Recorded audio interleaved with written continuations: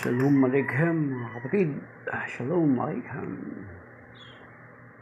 Isang pinagpalang araw ng Martes sa ating lahat.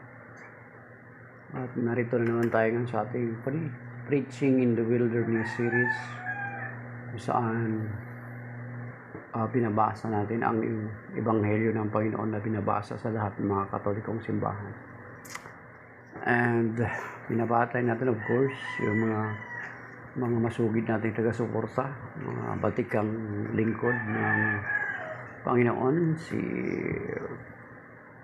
Brother Joseph John Quijano, si Romino Nies, si Mystery of Faith, si Pablo na sa Japan, at iba pa nating kapwa Katoliko na from time to time ay dumadaan dito sa ating ginagawa. And then maging yung mga hindi man Katoliko pero kahit pa paano sumisilip-silip sa atin. So, may God bless us today. Okay.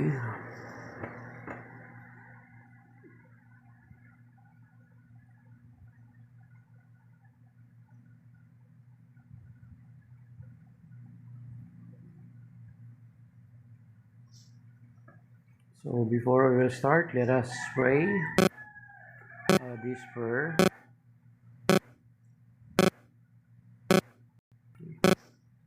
In the Father, the Son, the Holy Spirit, Amen.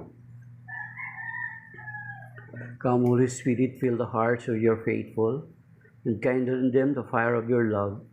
Send forth your Spirit, and they shall be created, and you shall renew the face of the earth. Let us pray. O God, who have taught the hearts of the faithful, by the light of the Holy Spirit, grant that in the same Spirit we may be truly wise, and ever rejoice in His consolation, through Christ our Lord. Amen. And in the Father, the Son, the Holy Spirit. Amen. Shalom. Ayan, may nag-12 na nag-likes. Okay. So, ayan mga kapatid. And tuloy na po tayo. The Gospel of today is taken from the Gospel according to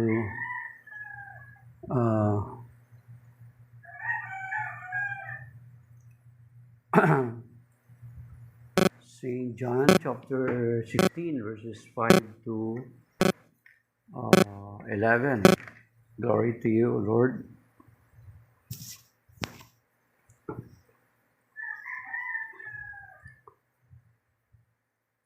But now I am going to the one who sent me, and not one of you asked me, "Where are you going?" But because I told you this, grief has filled your hearts. But I tell you the truth, it is better for you that I go, for if I do not go, the advocate will not come to you. But if I go, I will send him to you. And when he comes, he will convict the world in regard to sin and righteousness and condemnation. Sin, because they do not believe in me. Righteousness, because I am going to the Father, and you will no longer see me. Condemnation, because the ruler of this world has been condemned.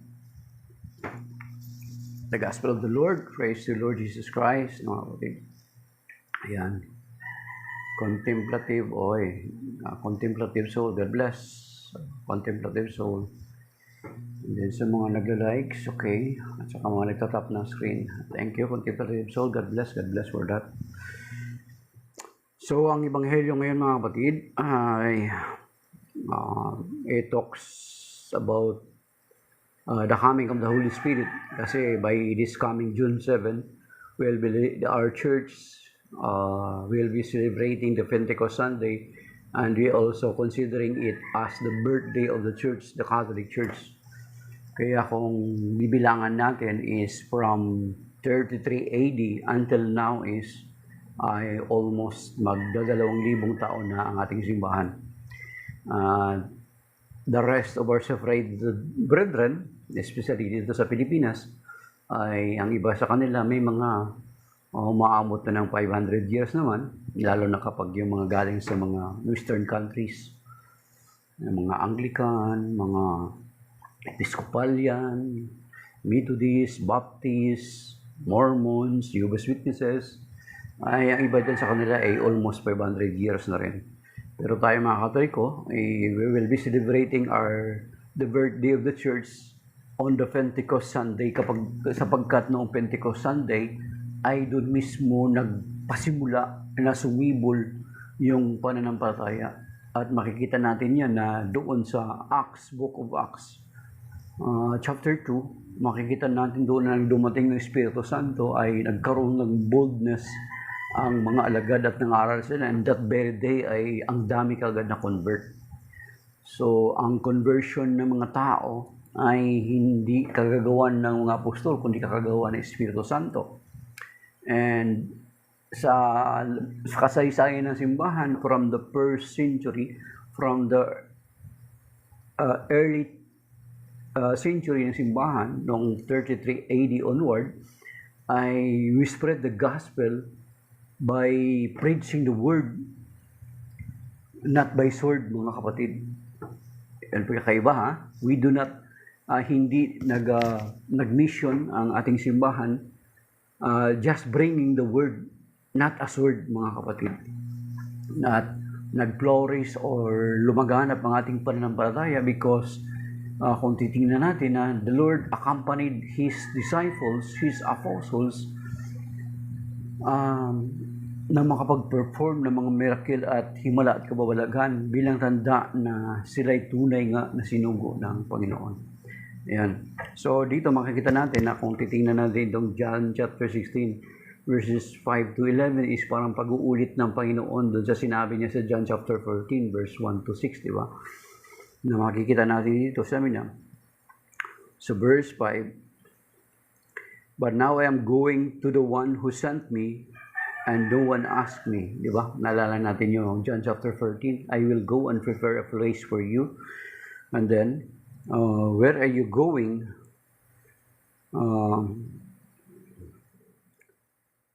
I am going to the one who sent me, and not one of you asked me, where are you going? But because I told you this, grief has filled your hearts. No? So makikita natin doon sa John chapter 14 na nagulumihanan sila, na sinabi ng Panginoon, pagtataksilan siya.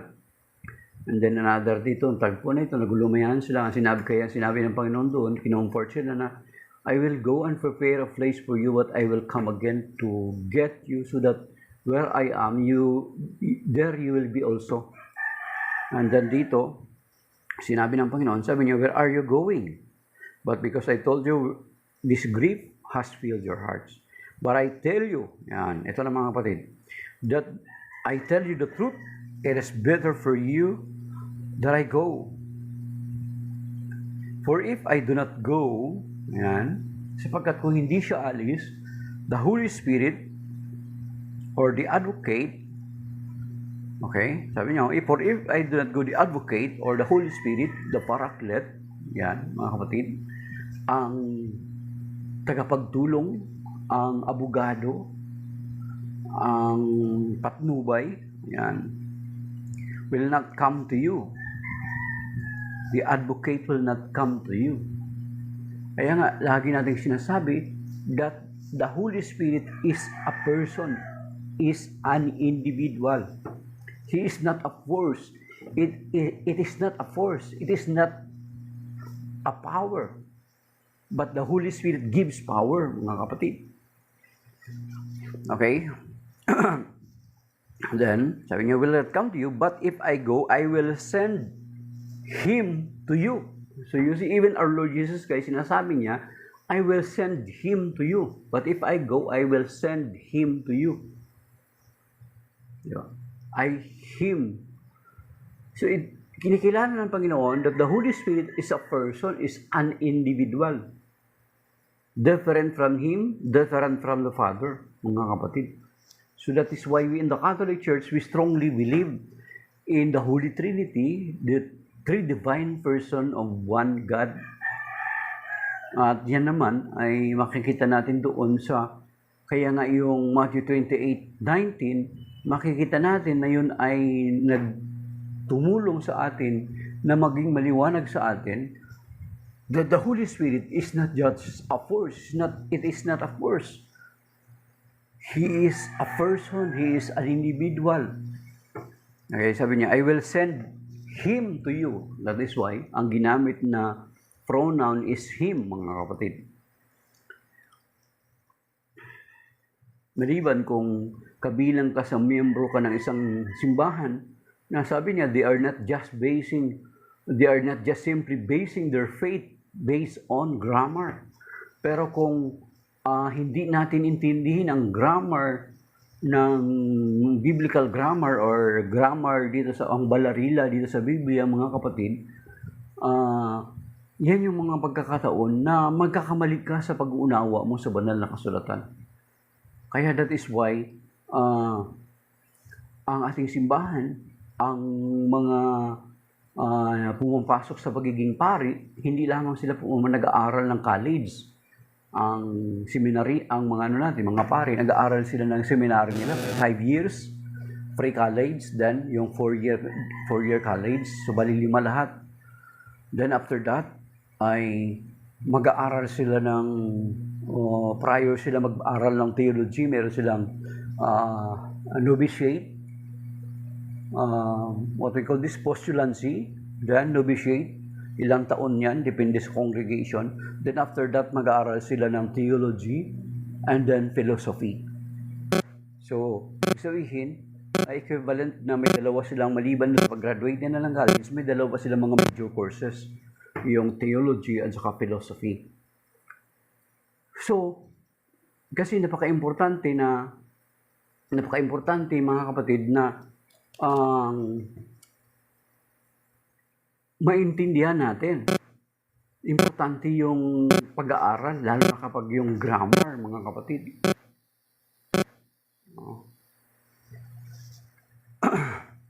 Naintindihan natin. Kasi kung hindi natin maintindihan, hindi natin ito papansinin, maniniwala tayo doon sa mga pastor o sa mga ministro na nagsasabi na ang Espiritu Santo ay kapangyarihan lamang, mga kapatid. Pero kung titingnan natin, dito sinasabi na, sabi ng Panginoon, sabi niya, if I do not go, the advocate is referring to the Holy Spirit, will not come to you. But if I go, I will send him to you. Diba? I will send him to you, sabi niya. Kaya ang ginamit ng pronoun is him, mga kapatid. Bakit him? Because it refers to the Holy Spirit, mga kapatid.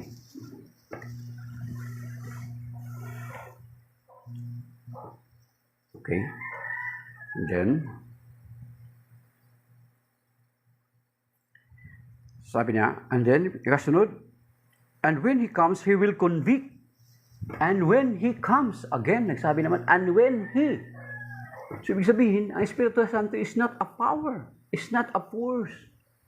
Katulad ng paniniwala ng Jehovah's Witnesses, ng 1914, and lalo na ang Islam. Iba yung kanilang paniniwala. Itong tatlong grupo na ito, halos magkapareho sila ng paniniwala. Pero ang Islam, itong part na ito, na yung John chapter 14, at saka hanggang ditong John chapter 16, ang sinasabi dito na patungkol sa advocate ay iniuugnay nila to sa kanilang propeta, na ang propeta daw nila ang kapatuparan dito. Pero kung titingnan natin, he cannot be, mga kapatid. Sabi niya, the advocate will not come to you, but if I go, I will send him to you. I will send him to you.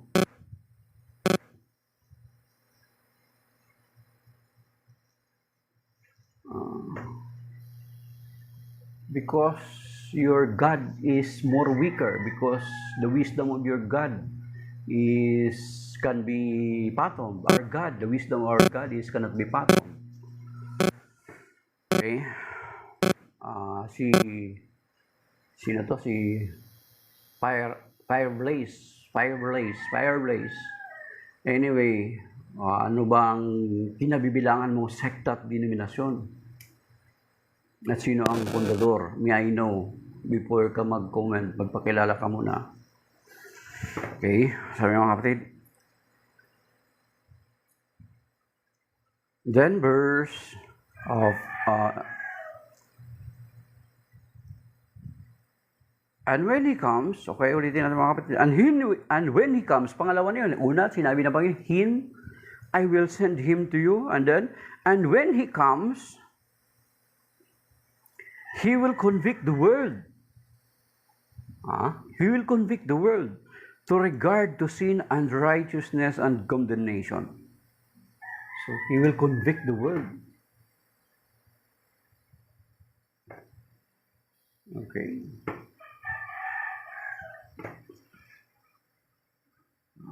I am Fireblaze. Before I will answer your question, may I know first what is your sect or denomination? Bago ka before continuously commenting.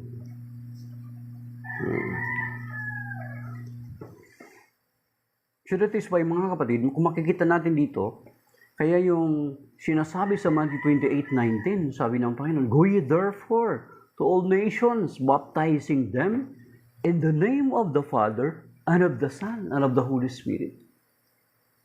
So, that is why tayo ng mga Katoliko, naniniwala tayo sa three divine person of one God, the Father, the Son, the Holy Spirit. At makikita din yan na inulit din yan sinabi din yan ni San Pablo sa 2 Corinthians chapter 13, verse 13. Tingnan natin ito. Sabi dito, the grace of the Lord Jesus Christ and the love of God and the fellowship of the Holy Spirit be with you all. So you see? So, ang Diyos ay hindi tatlo. Isa. Kasi yun naman sinasabi ng Panginoon. Yan din naman yung sinasabi dun sa Deuteronomy chapter 6 verse 4. Mga kapatid. Yung Deuteronomy chapter 6 verse 4, yung sinasabi ng ang Shema ng Israel. Shema Israel.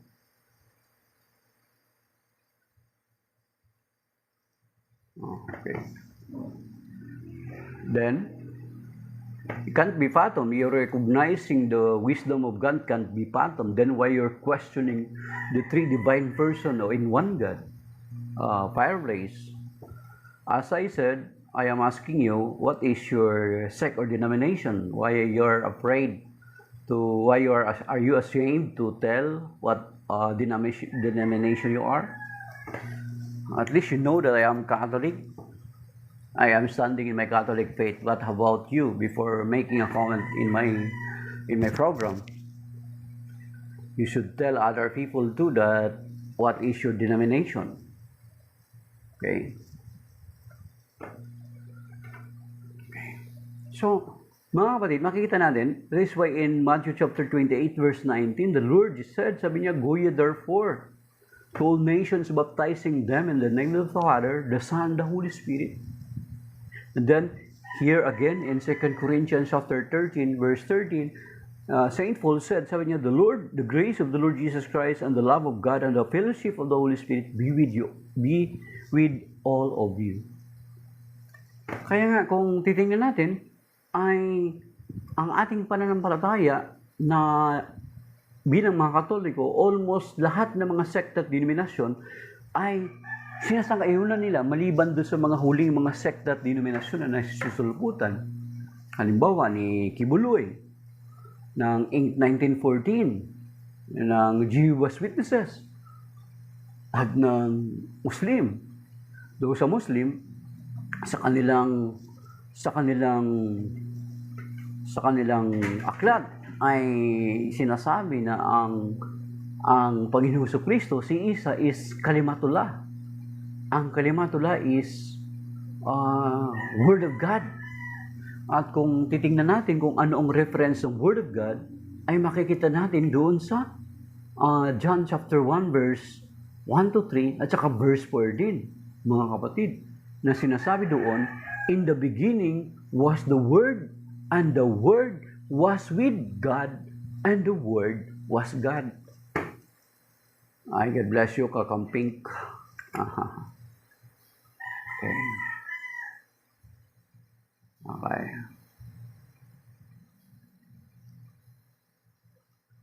And the Word was God. He was with God in the beginning.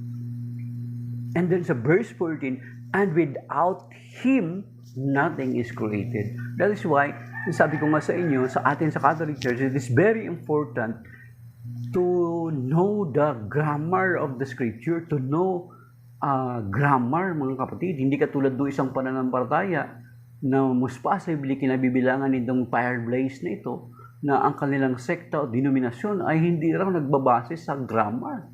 Kasi kung magkagayon, kaya mali yung pagkaunawa mo sa banal na kasulatan kasi yung grammar isinasantabi mo. Kaya, di ba, ang linaw dito sa John chapter 1 verse 1 to 3, in the beginning was the Word, and the Word was with God, and the Word was God. He was with God in the beginning, and without Him, nothing is created. And we saw His glory. This is verse 14. Diba? Nakita namin ang kanyang kalwalhatian. So kaya pala, that is why in Isaiah chapter 9, Isaiah chapter 7 verse 14, sinasabing Emmanuel. That is why sinasabi pala doon na Emmanuel, maglilihi ang isang dalaga, at pangalanan siyang Emmanuel. Kaya pala Emmanuel, it is because of this John chapter 1 verse 14, mga kapatid. You see?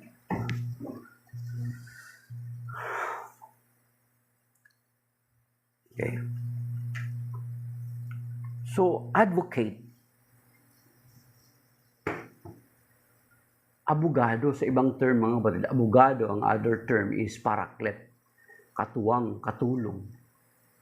So, kung he is not an individual or he is just a power, he cannot be called advocate.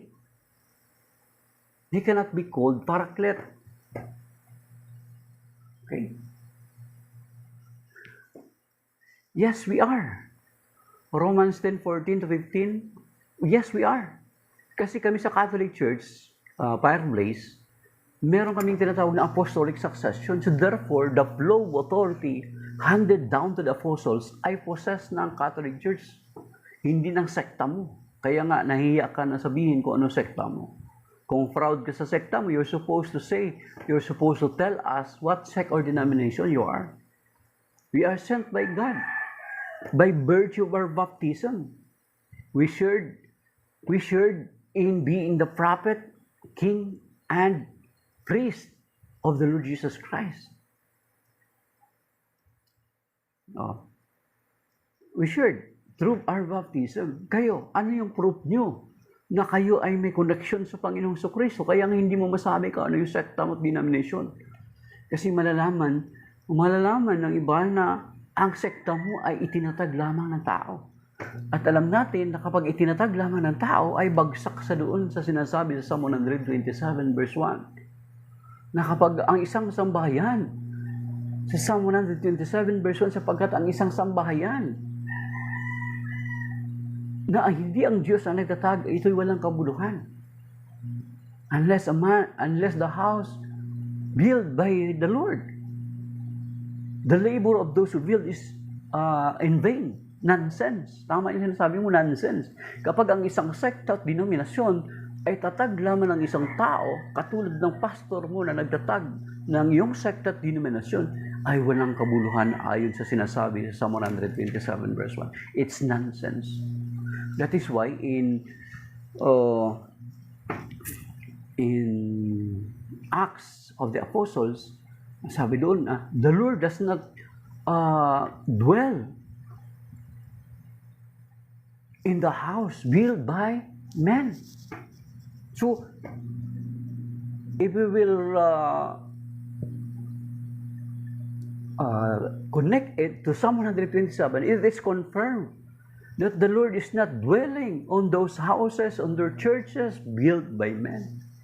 Because God is the one who built His church. Diba? In Matthew chapter 16, verse 18 to 19, upon this rock I will build my church.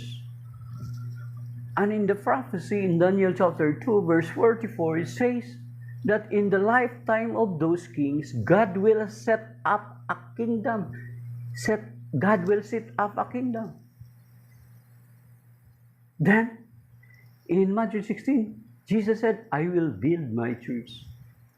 That is why, if your church or denomination is being built only or founded only by men, then it is disqualified. Unless the Lord build the house, they labor in vain who build. You see? So therefore, it's nonsense according to your word. Blaze 5:6-4. Kaya nga, kanina pa ako nagsasalan sa iyo to tell us what is your sect or denomination. You're not telling us because you are ashamed of it. Kasi, once sasabihin mo, malalaman namin na kung sino lang nagtatag ng sekta mo denominasyon. And most possibly, baka kabilang ka doon sa mga dito lang, locally established lang dito sa Pilipinas.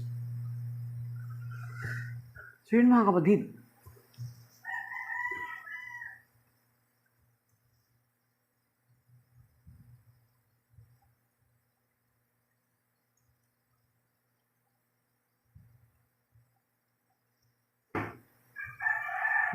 Okay. Then the advocate, kaya kung titingnan natin mga kapatid dito sa Book of Acts, mga kapatid, that is why it is very impossible for the church to be apostatized because the Holy Spirit is with the church. And Jesus himself, our Lord Jesus Christ himself, is with the church. That is why it is very impossible that the apostasy theory who was first claimed by the Mormons isn't true. And then after that, copied by Mang Felix from Mormons. So apostasy theory isn't true because the Holy Spirit was sent already by the Lord Jesus Christ to the church. Okay? Is there any instance that really the Holy Spirit is working in the church? Yes. There is in the Acts of the Apostles. Okay, let's find it, mga kapatid.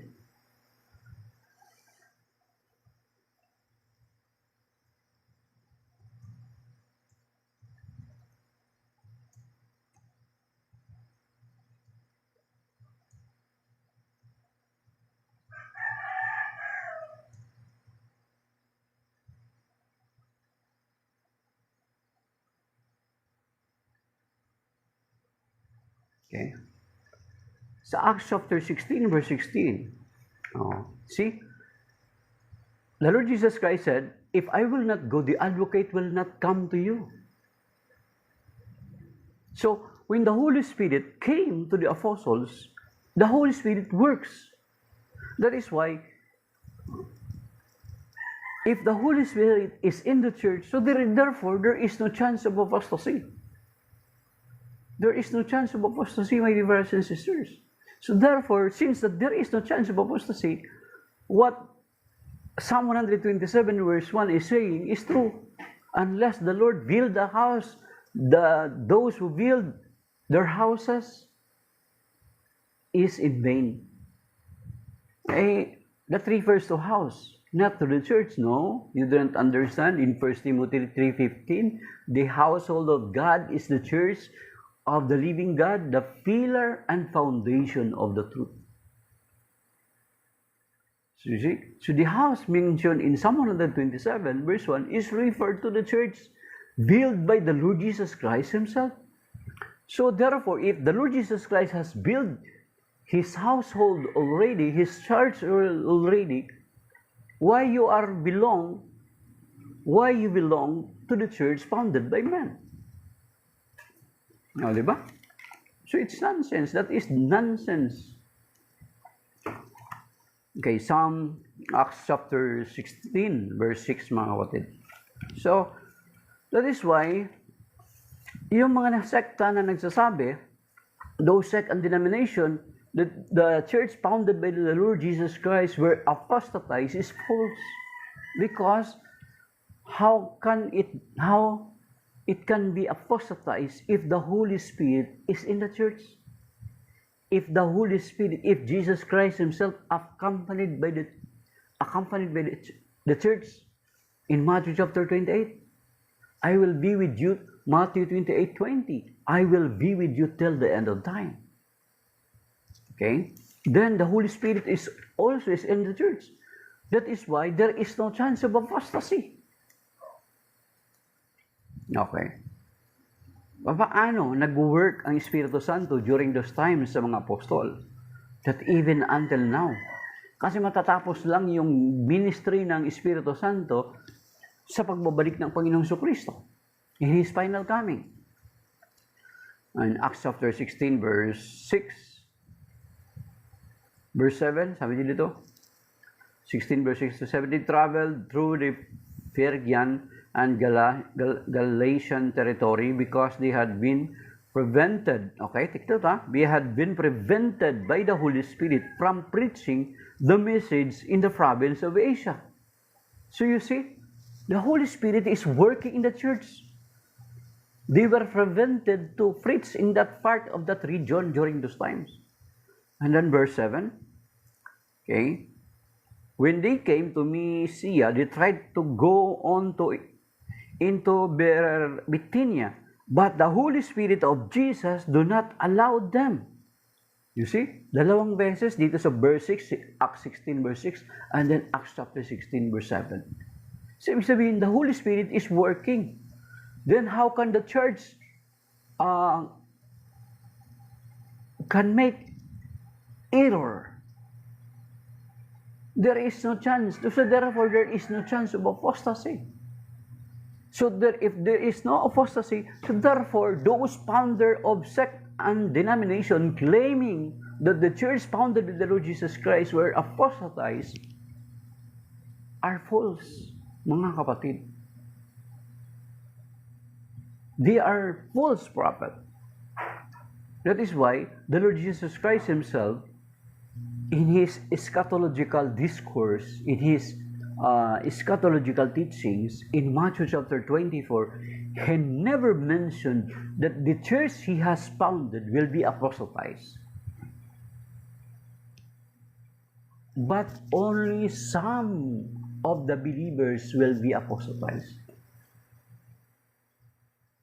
Try to read Matthew chapter 24, I challenge you. There is an apostasy happened, but not the church, not the entire church, but those who will believe the spirit of lie, who will believe in the false prophets. Matthew chapter 24, try to read it in your own. Do not just allow your minister or your pastor preach you. Read it by your own. And ask the Holy Spirit, what does it mean? No? Matthew 24 is eschatological teachings of the Lord Jesus Christ. But here, in Matthew chapter 24, he never mentioned that the church he founded will be apostatized. That's very clear, mga kapatid. Matthew chapter 24, it is eschatological teachings niya. This is pertaining to the last days.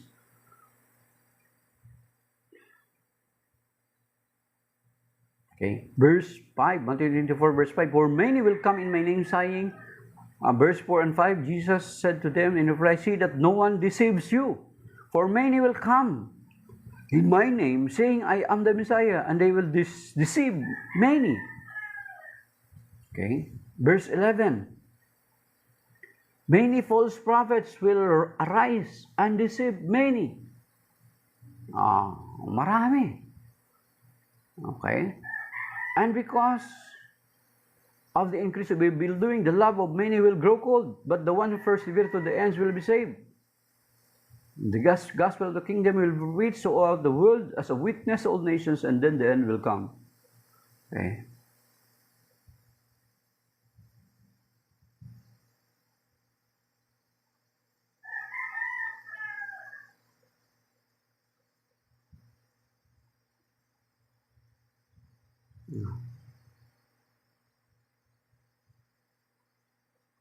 And then sa verse 24, yung sabi rito, false Messiah and false prophets will arise and they will perform signs and wonders so great as to deceive, if that were possible, even the elect. So you see, merong mga darating.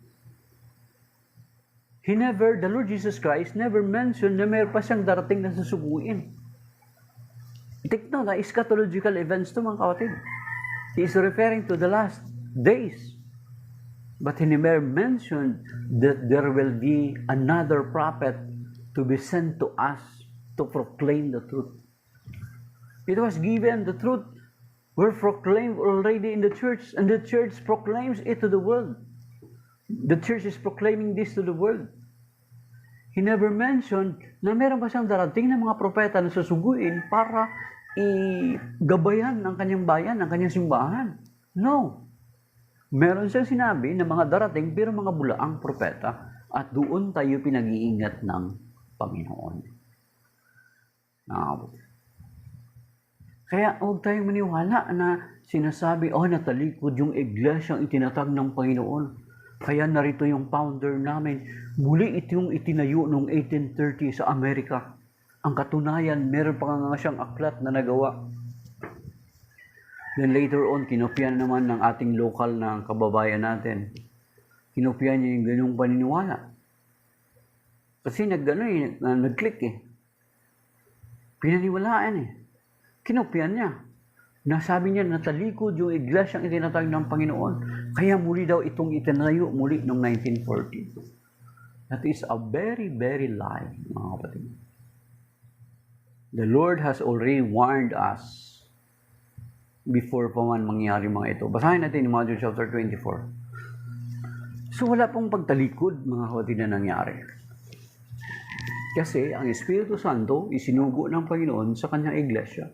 At ang Espiritu Santo ang gumagabay sa mga manampalataya sa kanyang simbahan, mga kapatid. Okay, basahin natin sa Tagalog yung Matthew 24. Okay.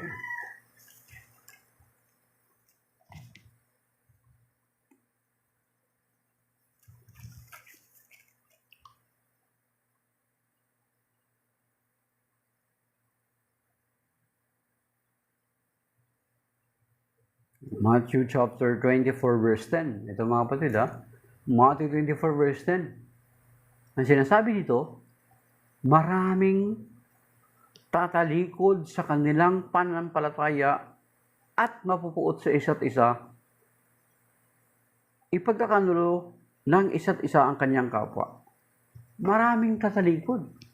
But the Lord Jesus Christ never mentioned that the church will be apostatized, my dear brothers and sisters.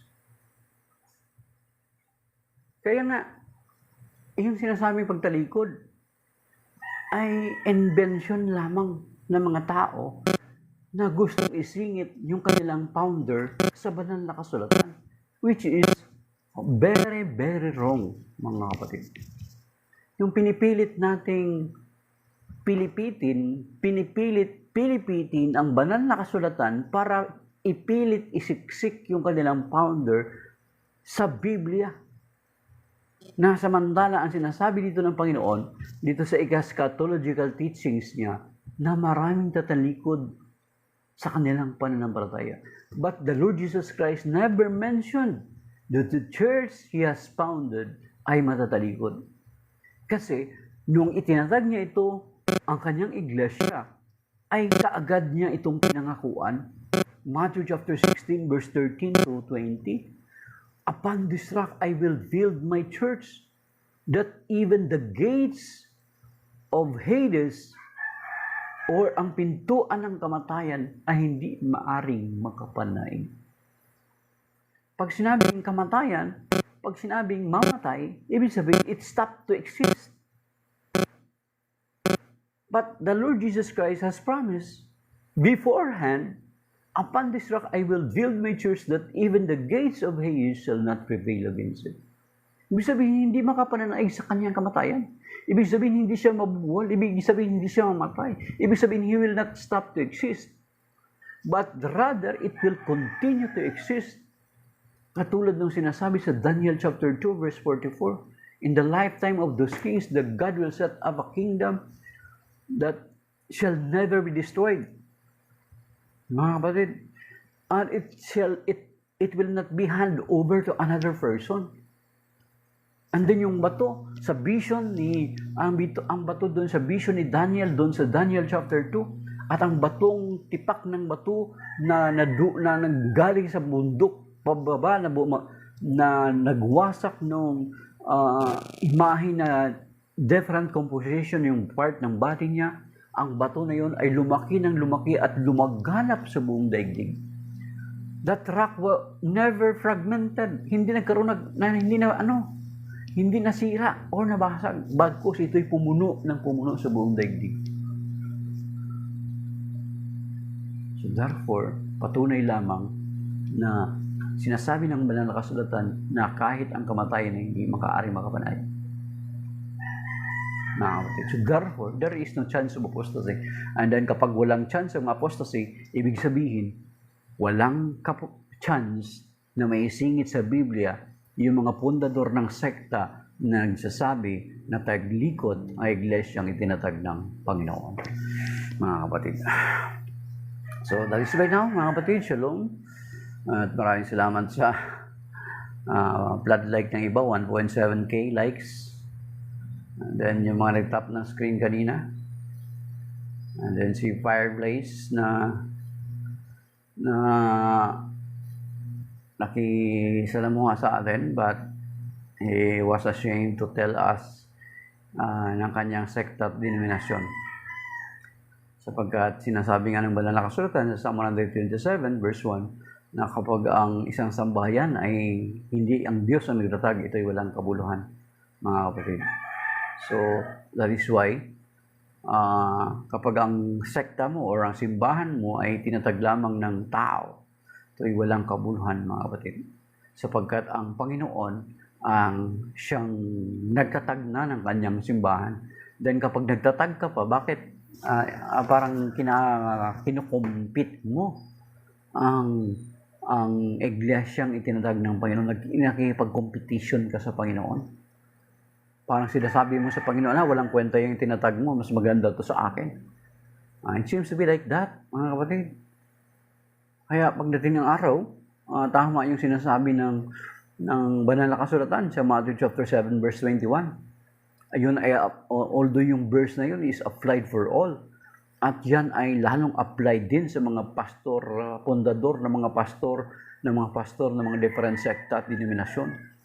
Sapagkat kayo ng mga pastor, nagsisipagtayuan ng inyong mga sekta at denominasyon, ay hindi ninyo sinusunod yung kalooban ng Panginoon. Diba? Nagbibingi-bingihan kayo doon sa panalangin ng Panginoon sa John 17. Nagbibingi-bingihan kayo doon sa Matthew chapter 16 verse 18. Upon this rock I will build my church. Nagbingi-bingihan kayo doon sa sinasabi sa Ephesians chapter 4 verse 5 to 6.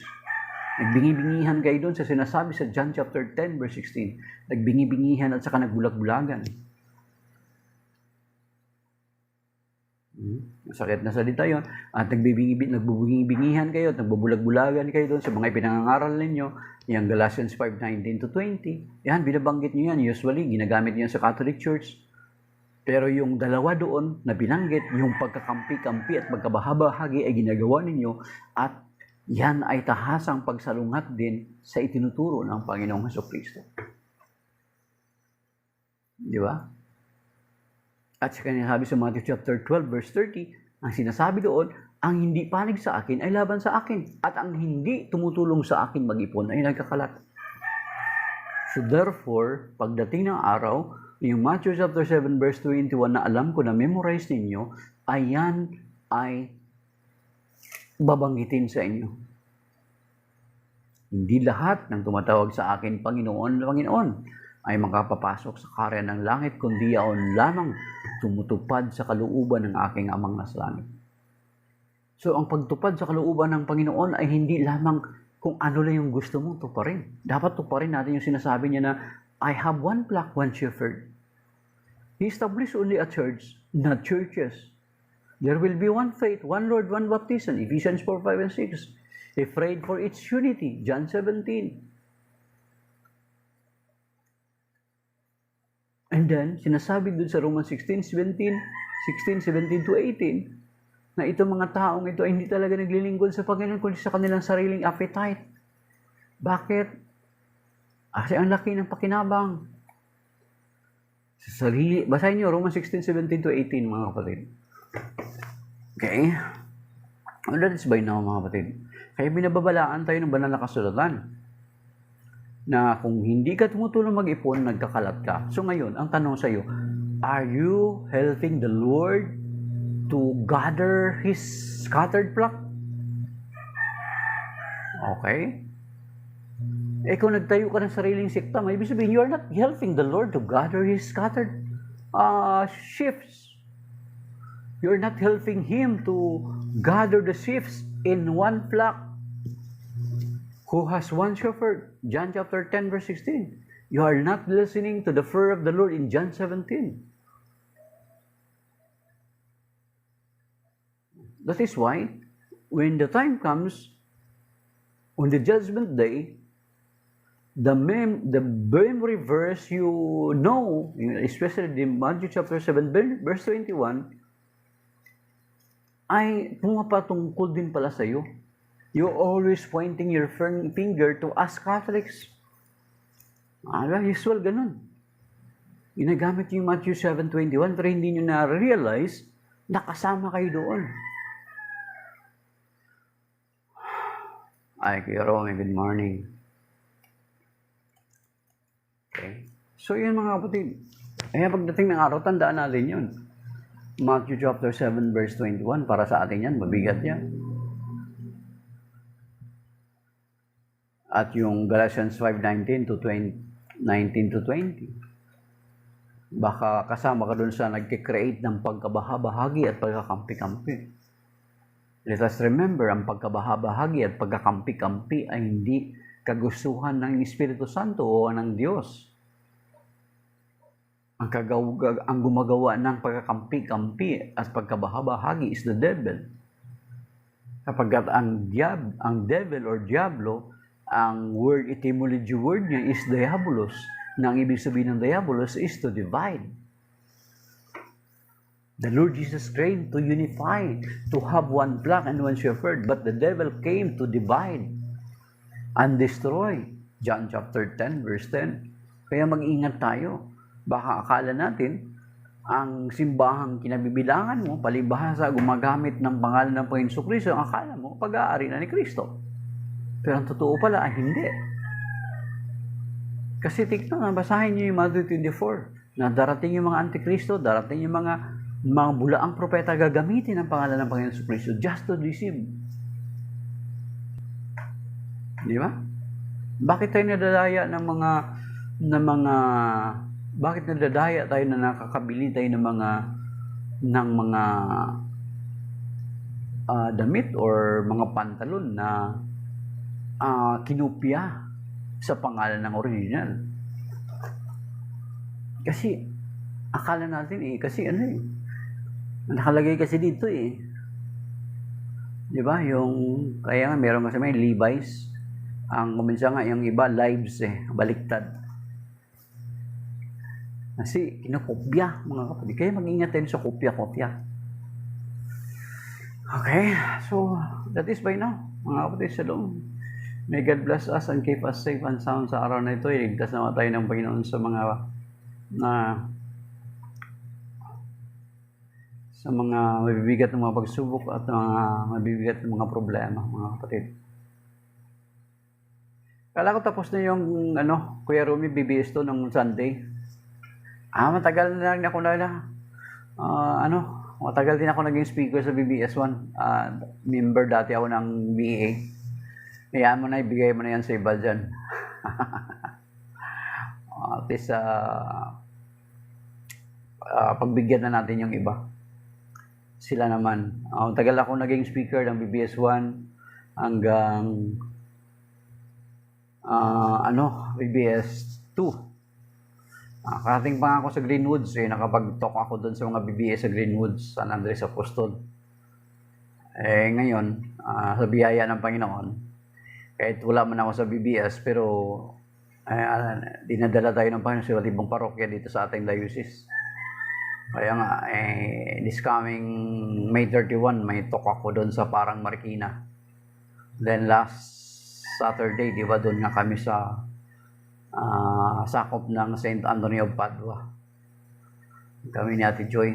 Then, baka kung loobin niloy ng Panginoon, another ulit doon sa June 7, doon sa Marikina ulit, sa Monte Vista daw. So, reconfirm ko pa, Kuya Rumi. So, hayaan mo na wala tayo dyan sa BBS 1 and 2. At least meron mga tinitrain na bago si Lord para magpatuloy ng apostolate ng about sa ating pananampalataya, yung pag-aaral sa Banal na Kasulatan, Basic Bible Seminar. Kasi kung hindi natin alam yung mga Basic Bible Seminar, hindi tayo nakaka-attend dyan. Yan yung isa sa mga dahilan kung bakit marami sa ating mga kapwa Katoliko ay nadadaya or napapalipat sa ibang sekta ng ibang mga kapatid natin dahilan dun sa kakulangan nila sa kaalaman sa Banal na Kasulatan. So, napakahalaga yan. Hayaan mo na hindi na ako kabahagi dyan. At least, God is giving us mga higher na mga outreaches. At least, yung lay minister of the word kasi, Kuya Romy, is kapag nakagraduate ka na ng BBS 1 and 2 hanggang 3, pwede qualified ka na to study or to attend the lay ministry of the word. Ang lay ministry of the word is pinag-aaralan nyo yung from Genesis to Revelation. Though hindi naman yan katulad ng mga kaparian natin kasi mas matagal yung pag-aaral ng mga pare natin. Yan din ay basic din pero mas differ siya sa mga basic Bible seminar. So, mas lalim yung pananampalataya mo. Okay. So, yan na.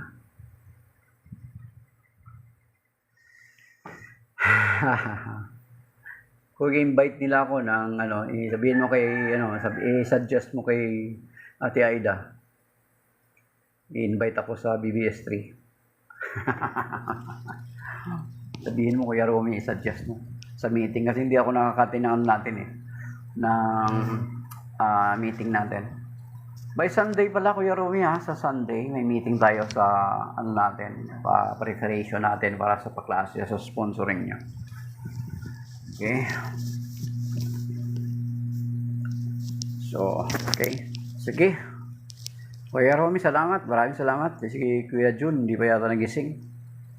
Mr. of Faith. At yung si Fire Blaze, hindi na bumalik. Nung tinanong ko kung anong sekta niya, denominasyon, ayaw sabihin na iya.